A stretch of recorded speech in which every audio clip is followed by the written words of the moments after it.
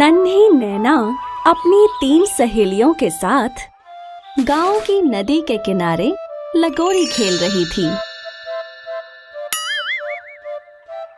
नैना ने गेंद फेंकी और उसकी 2 सहेलियों ने चिप्पी उठा ली।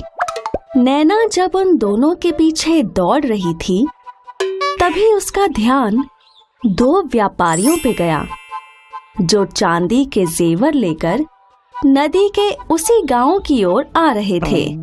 मधुरा, जिया, पलक, वो देखो।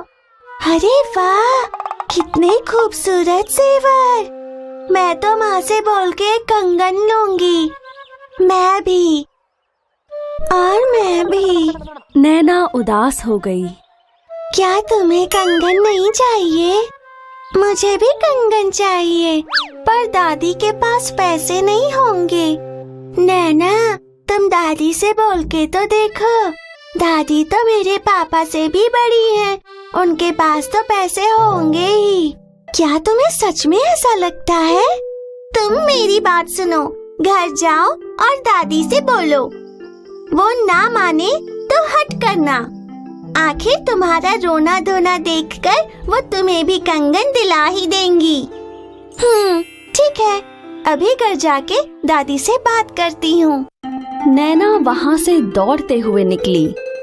उसका ध्यान नहीं था और उसने राह चलती हुई एक मोटी मौसी को धक्का मार दिया और वो खुद जमीन पर गिर गई। अरे ओ नैना, आंखें हैं या टमाटर? मैं तुम्हें दिखाई नहीं दे रही क्या? माफ कर दो मौसी, थोड़ी जल्दी है। पता नहीं आजकल के बच्चों को इतनी जल्दी क्यों रहती है।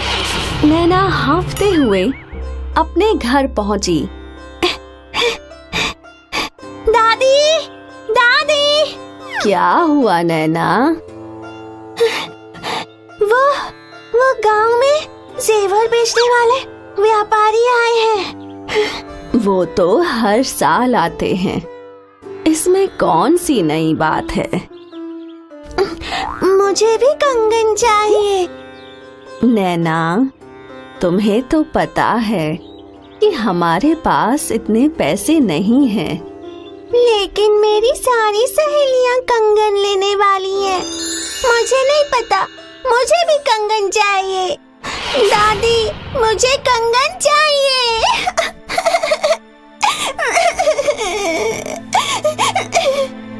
नैना ने रोना शुरू कर दिया। नैना की हठ देखकर दादी उसके पास आई। बेटा, हमारे पास पैसे नहीं हैं, कोई कमाने वाला भी नहीं है।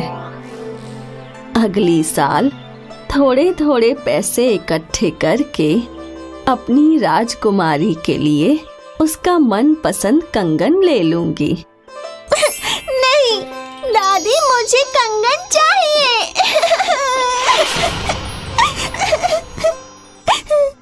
अच्छा ठीक है, अगर हमारे पास घर में इतने पैसे हैं तो हम कंगन ले लेंगे।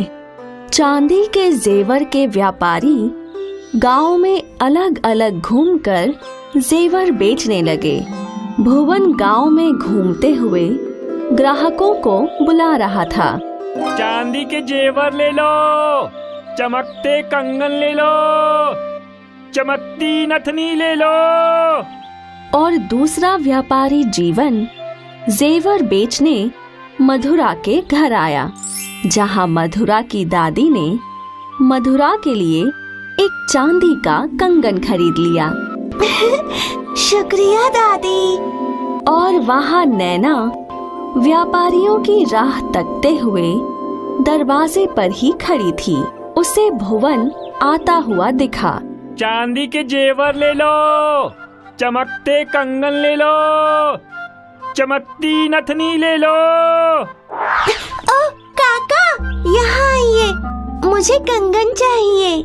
नैना ने भुवन को अपने घर में बुला लिया और फिर दादी ने भुवन से कहा, अरे बेटा, इस बच्ची के माप का कोई कंगन है क्या? है ना चाची, ये देखिए। नैना ने एक कंगन पहना जो उसे बहुत अच्छा लगा। इस कंगन का कितना दाम है? चाची, है तो ये खरा चांदी, लेकिन बच्ची को इतना पसंद आया है, इसलिए इसका दाम सिर्फ 20 सिक्के। 20 सिक्के? अरे बेटा, इतनी तो हमारी महीने की भी कमाई नहीं है। अरे चाची, जब कंगन खरीदने के पैसे नहीं है तुम्हारे पास, तो मुझे रुकाया ही क्यों? खाली पीली मेरा टाइम खराब कर दिया। इतने समय में तो मैं 2 और कंगन बेच लेता। भुवन निकलने ही वाला था और वहाँ नैना उदास हो गई। नैना की रोती हुई शक्ल देख दादी बोली, रुको बेटा, ये देखो, ये मेरा कंगन है। क्या इसके बदले तुम बच्ची के लिए कंगन दे सकते हो? भुवन ने वो कंगन अपने हाथों में लिए। उस पे कुछ काली परतें चढ़ी हुई थीं। भुवन ने नाखून से उन परतों को खुरेदा तो उसे दिखा कि वो कंगन खरे सोने का था। अरे बाप रे, ये कंगन तो खरे सोने का है। लगता है बुढ़िया को ये पता नहीं है। क्यों न मैं इस कंगन को कौड़ियों के भाव खरीदूं?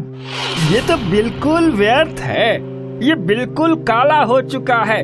इसके बदले में बच्ची को कंगन नहीं दे सकता, लेकिन कानों की बाली जरूर दे सकता हूँ। लेकिन मुझे तो कंगन ही चाहिए। मैं तो सिर्फ बाली ही दे सकता हूँ। हाँ। दादी ने नैना की ओर देखा और भुवन वहाँ से चला गया। भुवन घर से बाहर निकला। थोड़ी देर में वापस आके सौदा कर लूंगा। वाह, आज तो सोने का कंगन मिलेगा। भुवन वहाँ से चला गया और नैना फिर दरवाजे पर खड़ी हो गई। कुछ देर बाद जीवन वहाँ पहुँचा। जेवर ले लो, चांदी के जेवर ले लो। ओ काका, यहाँ आइए, मुझे कंगन चाहिए। एक बार फिर दादी व्यापारी से बात करने लगी। बेटा, मेरे पास तो इतने पैसे नहीं हैं जिससे मैं एक चांदी का कंगन ले सकूं। ये देखो, ये मेरा कंगन है। तुम इसके बदले अगर बच्ची को कोई कंगन दे सको तो बहुत अच्छा होगा।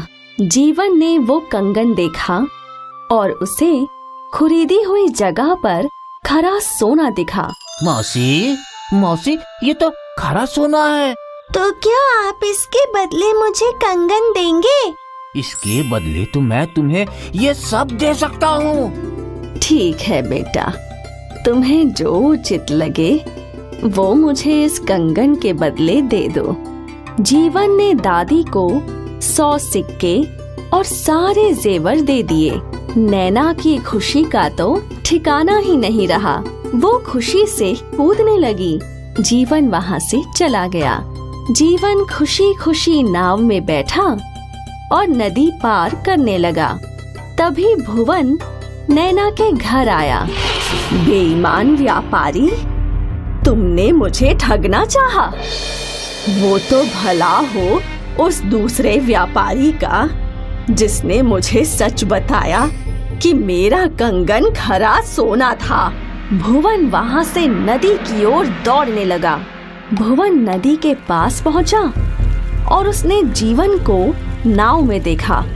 तुम्हें तो आज मैं नहीं छोड़ूंगा, वो कंगन मुझे चाहिए।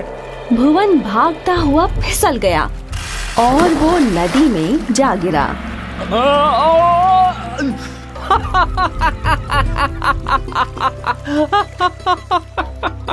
इसलिए कहते हैं कि ईमानदारी ही सबसे अच्छी नीति है।